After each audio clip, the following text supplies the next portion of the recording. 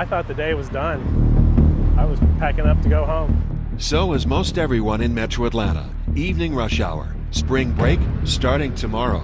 We were on routine patrol. We were driving north on Piedmont. A producer walked up to me and asked me if I could shoot a car on fire on I-85. About to cross underneath the bridge when we noticed the smoke coming out from underneath the bridge. So I walked out to get my camera, and as soon as I hit the door, I was like, that's not a car fire. Hey, Sarge, they're advising they need 85 northbound shut down. The call, 6:18 p.m. But the fire already raging out of control. The first fire units arrived in 60 seconds flat. It just looked like something out of hell. It really did. It looks like the concrete is burning. How does concrete burn? I hope nobody gets hurt. I hope everyone's okay, but I don't know. We were trying to get rid of the people that were already under the bridge. First responders scrambled to cut off traffic. People driving through the smoke on I-85 and on the Buford Spring Connector. The smoke gets heavier and heavier. The smoke was, that was toxic. I think there's probably going to be an explosion soon. I think that bridge is probably going to go down. Lindsay Varner watched it burn from atop the in-town suites. She knew how bad it was. So did firefighters. You start hearing the popping noise. It sounded like bangs going off, one right after another. And that's when we started thinking, that bridge is coming down. Our first thought was the firefighters, because they're up there underneath there, actually trying to put the fire out, because I have friends underneath there. Firefighters poured everything they had onto the fire, with no results. A little after 6:30, the bridge was still there. You could see it when the wind picked up and briefly blew the thick smoke away. And there's not much they can do to get it put out at this point, because it seems like it's too hot. Just hope no one's under there. But there were a lot of people under there. Firefighters. They have to be underneath that bridge, no matter what part's going to collapse. They don't know. Couldn't be the section they were under. I mean, they're lucky that the whole overpass isn't collapsing from the heat. By 6:45, the first signs of a collapse started to appear. You could see pieces of the bridge on Piedmont below. Then sometime around 6:50. You felt that when that bridge hit the ground. You felt it, you felt it underneath your feet. And then you could see it. I-85 had fallen. A man ran up to me, and he was just out of breath, and he was yelling, "The bridge fell, the bridge fell, the bridge fell." And I didn't say anything to him, but in my back of my head, I'm thinking, no, it didn't. It didn't fall.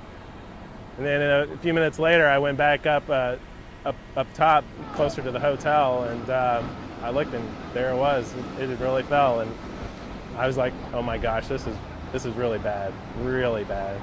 Sergeant Cortez Stafford with Atlanta Fire, speaking with 11 Alive shortly after the collapse.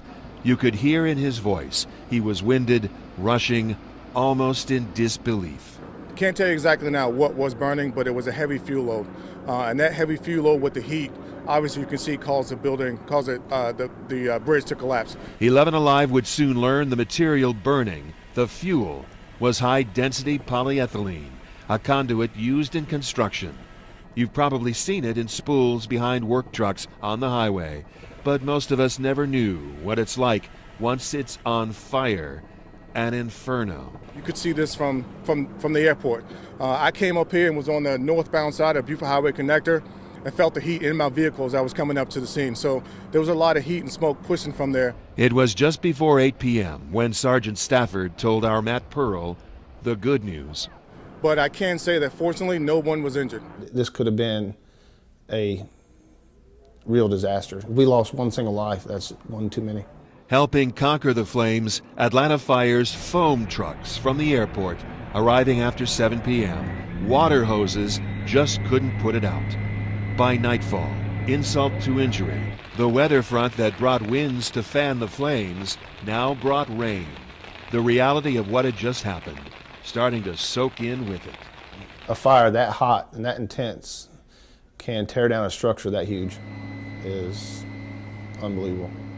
Let's go! And only in Atlanta would people say this.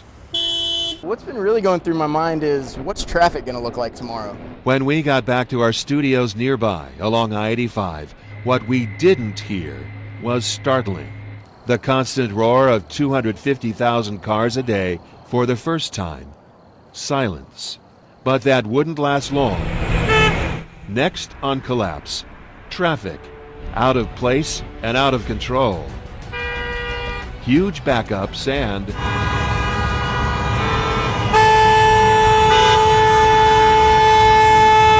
tempers flaring, as hot as the fire. It is insane. I walked faster than the traffic.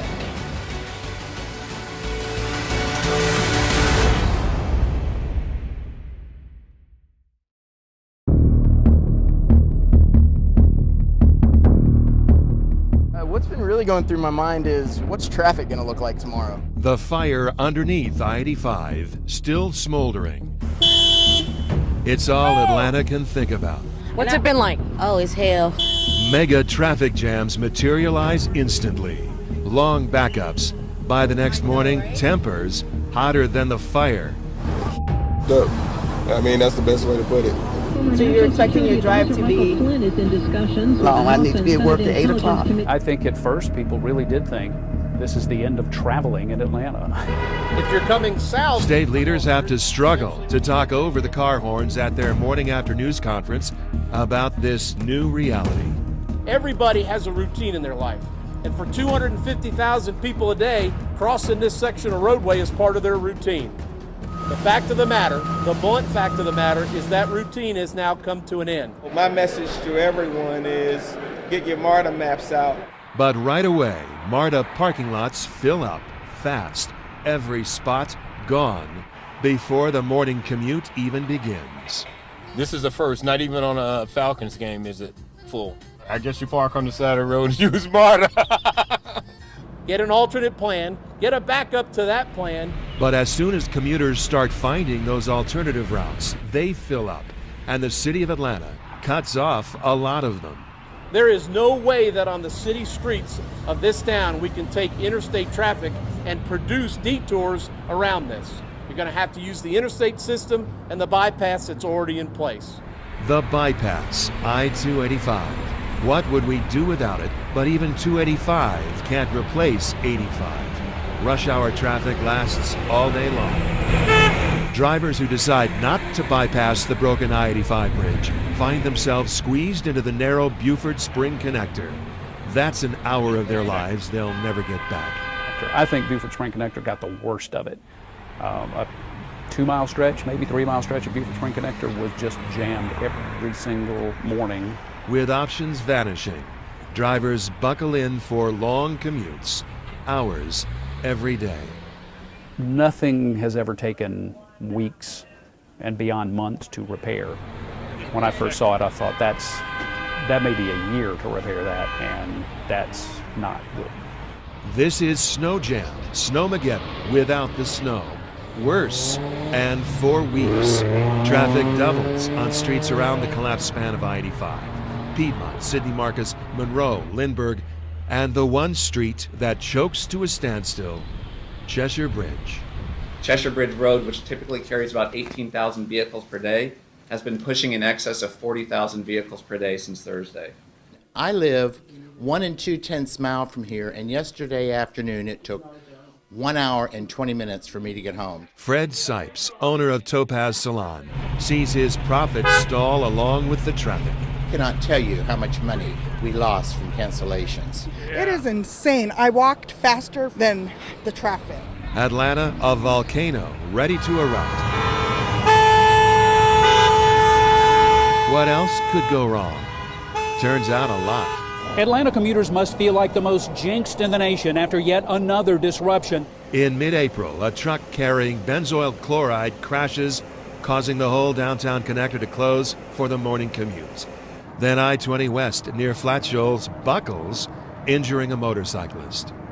An interstate buckling in the middle of this whole thing? There were visions of Armageddon dancing through my head. But Southern drivers are all about sharing Southern hospitality with fellow commuters for the duration, right? Sometimes not. And there were people passing in emergency lanes. There were people getting impatient. I saw one act of road rage that I thought was it was shouting and fists out of the window that I thought was going to result in something more violent. Fortunately, it didn't. This is Atlanta on its knees, trying to rise up and cope with some dignity, but begging for relief The original mid-June date for completion might as well be next year. It was just an unbelievable series of events that made me want to leave the city of Atlanta, and I did, to go on vacation for a week and a half, and I needed it because I just couldn't imagine what was going to happen next. Next on Collapse. I do have some great news. Back faster than anyone ever thinks possible. You're seeing some stripes on the road, and they look like they're ready. But is it too fast? My reaction is too soon. I'm old school. It takes time for everything. And Atlanta's traffic demons are not finished yet. It's the rule of the jungle out here.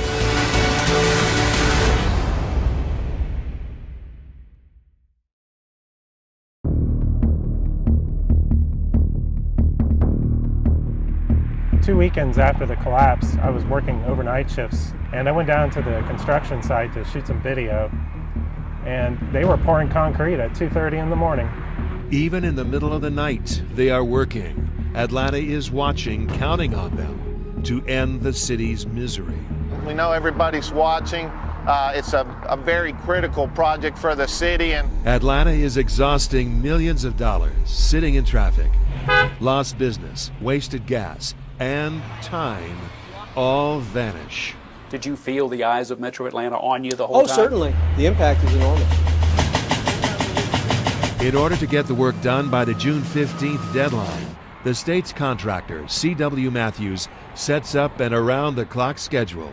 7 bridge crews during the day, 6 overnight, 10 on-site DOT inspectors, all while 61 beams are built off-site. biggest challenge on a project like this, the coordination, there's so many factors that could play in delays. One, like I said earlier, is the weather. Think Hartsfield-Jackson International Airport. Just one afternoon thunderstorm can push the entire schedule back 4 days. Everything had to go right to deliver for the timeline we're looking at. Fueling the rush to completion, the payday promise. If C.W. Matthews can finish the bridge by May 15th, they'll collect an extra $3.1 million. Now, how significant is that early completion to all of us? I'm told that the estimated financial impact is about $27 million for having completed it earlier than the original projected completion date. The city, the state, can't afford to wait. By mid-April, the last of the beams arrive, the longest ones that span the entire width of Piedmont Road. Commuters start wondering if this is all moving too fast. I'm old school. It takes time for everything, and that's absolutely too quick. Do you think you have the public's confidence that the bridge is safe? We hope we have the public's confidence that the bridge is safe. We're very comfortable with it. Again, there's been a little more attention to the rapid curing concrete, or what we call accelerated concrete, than it probably deserves. In fairness, the type of cement, it's considered a high early strength cement, is not new. It is very common. We use it in a lot of places. It's not typical to build an entire bridge out of it, and it's simply because it's cost prohibitive. But the gains in time were well worth that expenditure. By early May, after a month stuck, Atlanta can finally see the traffic clearing ahead. I do have some great news. As of rush hour next Monday morning, the Interstate 85 bridge will be completed and will be open for traffic. Everyone wants to believe the governor's hopeful forecast. Many listening to him in their cars on I-85 are skeptical. But the same morning as the governor's press conference, they were repaving the far right-hand side. And it was just total chaos because nobody knew how to exit the interstate. Nobody knew how to merge back on. People were going around barrels. It was just every man for himself out there. Atlanta's traffic demons aren't letting go yet. We have to endure them just a few more days. And then, blessed, welcome relief. That Friday night, I was coming back from a live shot in Woodstock. And when I got to the split, traffic was just at a total standstill. Atlanta would get its interstate back even sooner. Since I wasn't moving at all, I checked my email and I saw a note from Jerry Carnes saying that they were about to reopen the bridge. So I got my phone out and shot a little bit of video of all the cars just stuck. And when I emailed the video, I titled it, "Let My People Go." Friday, May 12th, just before 7 p.m., you can hear Atlanta exhaling. And when I got right up to the bridge, I noticed everybody slowing down and the brake lights going on, and it was as if everybody was saying to themselves, am I really going to drive over a bridge that was built in 6 weeks? And then everybody just, yep, we're going to do this. The southbound lanes would open the next day, the official ribbon cutting following the next week. We just want to give you this as a debt of our gratitude, and of course, the check is in the mail. Take a vacation, Atlanta. Blue skies ahead. And when you come back, everything will be back to normal. Just normal gridlock.